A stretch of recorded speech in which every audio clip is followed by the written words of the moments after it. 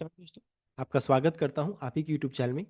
Video को start करने से पहले आप सभी से रिक्वेस्ट करूंगा, अगर अभी तक आपने चैनल को सब्सक्राइब नहीं किया तो इट्स रिक्वेस्ट और भी प्लीज चैनल को सब्सक्राइब कीजिए।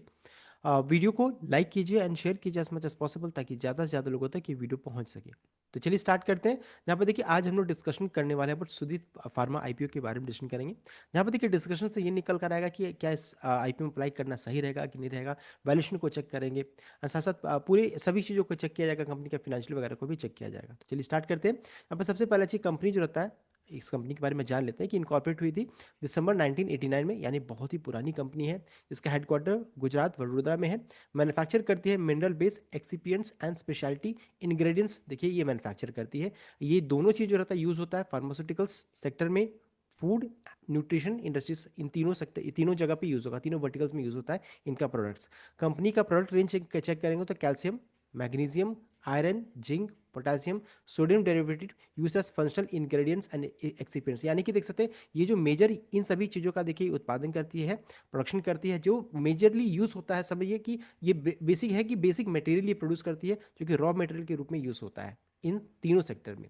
अब है कंपनी जो रहता है is a manufacturer of excipients and specialty ingredients for pharmaceuticals, food and nutrition industries. As per RHP, the company has presence in both domestic and international market. तो यहाँ India में भी है इनका प्रेजेंस एंड इंटरनेशनल मार्केट में भी है। कि रीजन में इंक्लूड करेंगे तो United states, south America, Europe, middle east, Africa and Asia Pacific में इनका प्रेजेंस है। यानी कि देख सकते हैं, ग्लोबल प्रेजेंस भी अच्छा खासा यहाँ पर देखने को मिल रहा है। साथ साथ यहाँ पर चेक कीजिएगा तो अभी करंटली अगर चेक कीजिएगा तो गवर्नमेंट का भी काफ़ी अभी फोकस है इन सभी चीज़ों को लेकर के। तो government are also mandating fortification of food, adding vitamin and minerals. तो अभी चेक कीजिएगा तो चावल में जो हम लोग यूज़ करते हैं, जो राशन में आता है, उसमें गवर्नमेंट चाहती है कि फोर्टिफाइड चावल जो रहता है, यानी कि जो मिनरल्स वगैरह जो रहता है, उसमें मिनरल्स विटामिन ऐड करके उस चावल को बनाया जाए और फिर उसको लोगों को बांटा जाए। तो अभी फोर्टिफिकेशन पे गवर्नमेंट का काफ़ी फोकस है, इसलिए भी ग्रोथ यहाँ पर देखने को मिल रहा है। तो government are also mandating fortification of food, adding vitamin and mineral which increases the need for such ingredients. साथ ही साथ रिस्क भी ये है कि अगर आप मान लीजिए कोई स्ट्रिक्टर रूल्स आ जाए, साथ साथ and raw material prices remain challenges. इस कारण से थोड़ा चैलेंजेस भी यहाँ पर आ सकता है, क्योंकि देखिए गवर्नमेंट का काफ़ी फोकस भी रहता है। मान लीजिए कुछ प्रॉब्लम आ जाए, क्वालिटी नहीं प्रोड्यूस कर पाए, तो ये भी प्रॉब्लम यहाँ पर आ सकता है। तो देखिए, हम लोगों ने पॉजिटिव और नेगेटिव दोनों चीज चेक कर लिया। फोर्टिफाइड में चेक कीजिएगा तब तो फोर्टिफाइड मिल्क भी आ रहा है, फोर्टिफाइड ऑयल भी आ रहा है, डबल फोर्टिफाइड सॉल्ट भी है, fortified rice and fortified wheat flour यहाँ पर देखने को मिलता है। आप चेक कर सकते हैं। अभी आईपीओ डिटेल्स की ओर बढ़ेंगे तो देखिए, इसका आईपीओ का प्राइस बैंड को चेक करेंगे तो देखिए, ये हो गया इसका आईपीओ का अपर बैंड 593 का फिक्स किया गया है। एक लॉट में 25 शेयर्स रहेंगे। देख सकते हैं, ये आईपीओ का प्राइस एंड हो गया आपका 25 शेयर्स रहेगा एक लॉट में। एंड उसके अलावा अगर चेक करेंगे तो ये यहाँ पर देखिए, फ्रेश इशू भी है और ऑफर फॉर सेल दोनों है। लिस्टिंग बीएसई एनएसई दोनों जगह पर जारी है ये। एंड यहाँ पर प्रमोटर का स्टेक जो रहता है, इशू से पहले 89.37 का है, जो घट करके 76.15 है। यानी कि प्रमोटर यहाँ पर ऑफलोड कर रहे हैं शेयर, यहाँ पर बिकवाली कर रहे हैं, अपना स्टेक को घटा रहे हैं। एंड जो फंड यहाँ पर कलेक्शन होगा, उसे capital expenditure towards procurement of machinery for production of line located in necessary facility के लिए किया जा रहा है। यानी कि कर्ज को, यानी डेट को कम करने के लिए नहीं, कैपिटल एक्सपेंडिचर के लिए किया जा रहा है। नेक्स्ट अगर चेक करेंगे आईपीओ का डेट्स, तो देखिए आईपीओ ऑलरेडी ओपन हो चुका 21 नवंबर को, बंद होगा 25 नवंबर को, यानी कि कल के दिन में, आज 24 है, कल बंद हो जाएगा। अलॉटमेंट कब तक होगा तो 26 नवंबर को अलॉटमेंट होगा। अगर मान लीजिए अलॉटमेंट नहीं मिलता, 27 नवंबर को आपका देख सकते हैं ये पैसा आना स्टार्ट हो जाएगा। अगर अलॉटमेंट मिल जाता तो 27 नवंबर को आपके डीमैट अकाउंट में रिफ्लेक्ट होगा, ये दिखने लगेगा। लिस्टिंग कब होगा तो 28 नवंबर, 28 नवंबर को फ्राइडे का दिन, उस दिन लिस्टिंग होगी। एंड सबसे इंपॉर्टेंट चीज़, अगर आप अप्लाई करते हैं तो 25 नवंबर 5 बजे तक जो इसका यूपीआई मैंडेट रहता है उसको अप्रूव करना ना भूले। तो ये हो गया इंपॉर्टेंट डेट, आप इसका स्नैप ले सकते हैं। नेक्स्ट है लॉट को चेक करेंगे तो एक लॉट में 25 शेयर्स रहेंगे, इतना पैसा लगेगा 14,825। रिटेल एक लॉट से लेकर के 13 लॉट तक मैक्सिमम अप्लाई कर सकते हैं। तब देखिए लास्ट कितना रहेगा, 1,92,000, यानी 2 लाख से कम रहेगा। S H I category 14 lot से स्टार्ट होता है, 67 लॉट तक जाता है। And S H I category में अगर चेक कीजिएगा तो 67 लॉट मैक्सिमम है, उससे ऊपर बढ़िएगा तो बेचने कैटेगरी में चले जाएगा। तो यह है लॉट्स के बारे में। साथ साथ अगर चेक करेंगे, अभी इस आईपीओ में इतना बज़ क्यों है, बिकॉज यहाँ पर मुकुल अग्रवाल का नाम सामने यहाँ पर आ रहा है, Mukul Agarwal backed Sudeep Verma IPO fully booked on day one. तो डे वन में ही इसलिए बुक यहाँ अच्छा खासा बुकिंग देखने को मिला है। जीएमपी भी अच्छा खासा इस कारण से ऊपर जा रहा है। साथ Sudeep Verma 895 crore IPO which open on Friday was fully subscribe within 1 घंटे के अंदर पूरा पूरा फुल्ली सब्सक्राइब हुआ। कौन किया तो रिटेल ज़्यादा देखने को मिला, एंड एनआई डिमांड भी देखने को मिला है। Issue receive a strong anchor response and has been rising grey market premium. तो एंकर रिस्पॉन्स भी अच्छा खासा यहाँ पर देखने को मिला है। अगर चेक कीजिएगा तो देख सकते हैं ये नाम आपका सामने निकल कर आ रहा है। पूरा तो लिस्ट मैंने नहीं लगाया, बस 10-12 नाम है, उसमें चेक कर सकते हैं। एसबीआई हेल्थ केयर का है, एचडीएफसी म्यूचुअल फंड का है, देन आपका आईसीआईसीआई प्रूडेंशियल का है, निपॉन लाइफ का, एक्सिस म्यूचुअल फंड, आप इसको चेक कर सकते हैं। वाई2 कैपिटल, तो ये सभी नाम यहाँ पर देखने को मिला, तो ये भी अच्छा खासा फुल हो चुका है। अब है कंपनी का अगर हम लोग चेक करेंगे फिनेंशियल पार्ट, तो यहाँ पर देख सकते हैं फिनेंशियल में अगर चेक करेंगे तो एसेट्स कंपनी का चेक कीजिएगा तो 420 से बढ़कर के 717 यहाँ पर देखने को मिला। अच्छा खासा यहाँ पर बढ़कर आ रहा है इनका एसेट्स। अगर कंपनी का हम लोग चेक करेंगे इनकम का पार्ट, इनकम कितना है, इनकम को अगर चेक करेंगे देख सकते हैं 438 से बढ़कर के 511 511 यहाँ पर देखने को मिल रहा है, देख सकते हैं। तो इनकम भी अच्छा खासा यहाँ पर बढ़ रहा है। साथ साथ अगर चेक करेंगे कंपनी का प्रॉफिट आफ्टर टैक्स पैट तो 62.32 से बढ़कर के 138.69 यहाँ पर देखने को मिल रहा है। एबिडिडा चेक कीजिएगा तो 98.64 से 199.28, यानी कि कंसिस्टेंसी अच्छा खासा परफॉर्मेंस यहाँ पर देखने को मिल रहा है।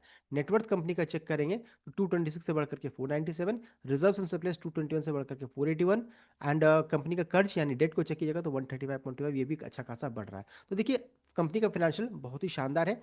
कर्ज यहाँ पर अभी इंक्रीज किया है, ये चीज़ है थोड़ा सा नेगेटिव पार्ट। अब आगे बढ़ते हैं। साथ साथ एक और चीज़ है कि यहाँ पर अगर कंपनी का हम लोग चेक करेंगे मार्जिन के बारे में, तो देखिए 23 में अगर चेक करेंगे 2023 में अगर चेक कीजिएगा तो इनकम इतना है, प्रॉफिट आफ्टर टैक्स इतना है। तो अगर चेक कीजिएगा तो मार्जिन यहाँ पर निकल कर जो आपका आ रहा है लगभग 14 करोड़ में आ रहा है।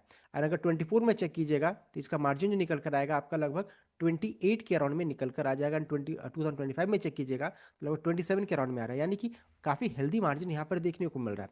जो पैसा ही कमा रहे हैं, जो इनकम जनरेट हो रहा है, उसमें से लगभग समझिए कि 25 से 27% अगर मार्जिन में आ जा रहा है तो अच्छा खासा प्रॉफिट यहाँ पर जनरेट होता है। तो बहुत ही शानदार इनका फिनेंशियल यहाँ पर देखने को मिल रहा है।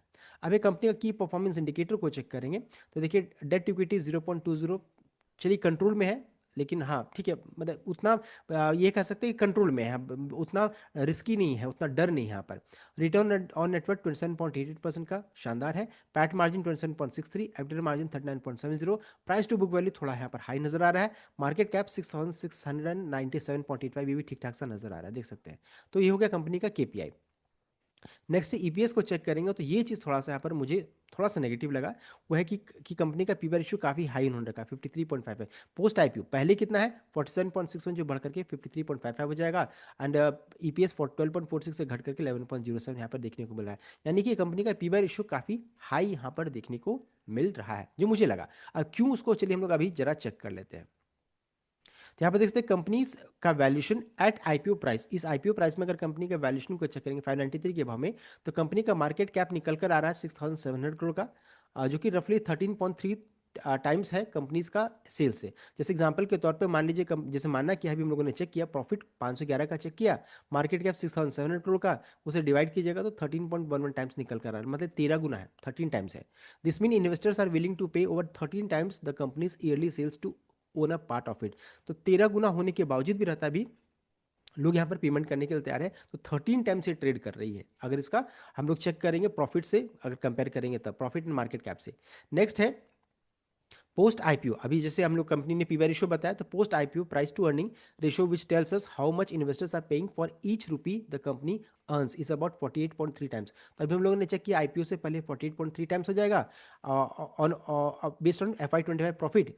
If you use project earning for current quarter, इस क्वार्टर से अगर जज करेंगे तो ये बढ़ करके 54 हो जा रहा है, यानी कि देख सकते हैं हम लोगों ने चेक किया 13 टाइम्स हो रहा है, उसके बाद चेक करेंगे 48.3 टाइम्स, ये चेक कीजिएगा तो 54 टाइम्स। इस कारण से मुझे वैल्यूएशन काफ़ी हाई नज़र आ रहा है। Higher the P the more expensive the stock. Another important major is about enterprise value by EBITDA check करेंगे which indicates how many times the company profit before tax and expense is worth in total।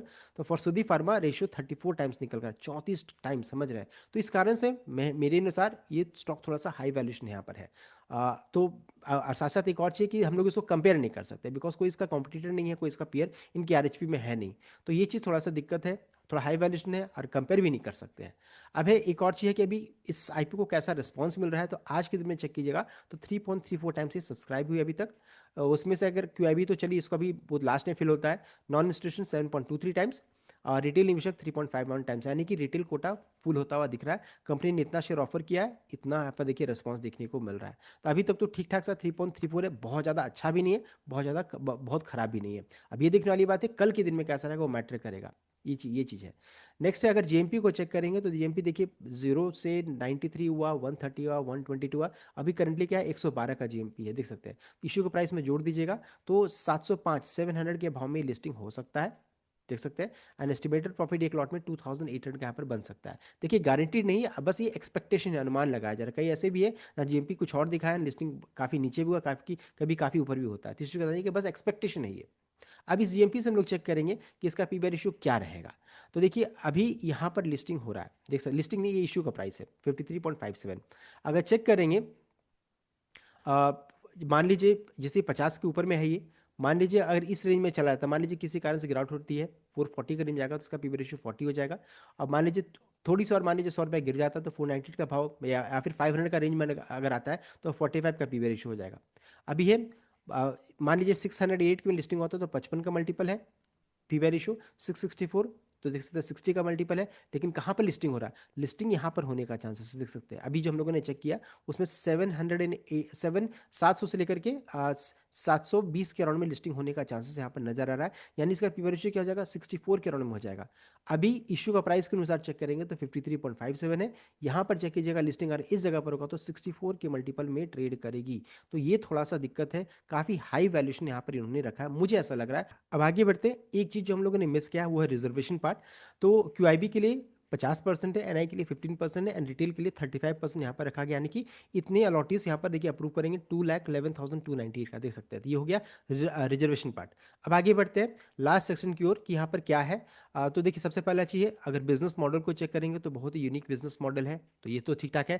Financial company का ठीक ठाक से नजर आ रहा है, anchor निवेशक full हो चुके हैं, सब्सक्रिप्शन ठीक ठाक है, लिस्टिंग गेन जेएमपी यहाँ पर देखने को मिल रहा है। डेट को यानी कि कर्ज को चेक करेंगे तो यहाँ पर देखिए अभी इस आईपीओ से कर्ज को चूंकि कम नहीं किया रहा है, इसलिए मैंने थोड़ा सा इसको ऑरेंज जोन में रखा है। वैल्यूएशन मुझे थोड़ा हाई यहाँ पर नजर आ रहा है। और रिस्क क्या क्या है इस आईपीओ में, तो कंसंट्रेशन रिस्क है, इसका मतलब है कि कुछ ऊपर के कुछ कस्टमर्स पे थोड़ा ज़्यादा डिपेंडेंट है, यानी कि इनका रेवेन्यू उन कस्टमर से थोड़ा ज़्यादा है। अगर मान लीजिए कोई प्रॉब्लम आता है तो यहाँ पर कंसंट्रेशन रिस्क यहाँ पर बन रहा है, और साथ साथ रेगुलेटरी रिस्क भी यहाँ पर है, क्वालिटी कंट्रोल को लेकर के कोई भी प्रॉब्लम यहाँ पर आ सकता है, जो कि अभी यहाँ पर नजर नहीं आ रहा है, इसलिए इसको भी रखना सही नहीं रहेगा। तो इतने सारे पैरामीटर मैंने रखा, जिसमें से एक ही मुझे थोड़ा प्रॉब्लम लगा, वो है वैल्यूएशन कंसर्न।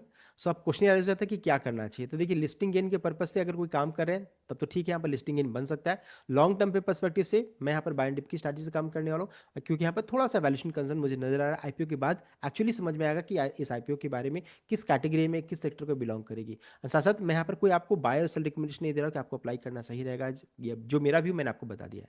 ये था कंप्लीट अपडेट। आई होप आपको लाइक किया, शेयर किया, चैनल को सब्सक्राइब कीजिएगा। Thank you.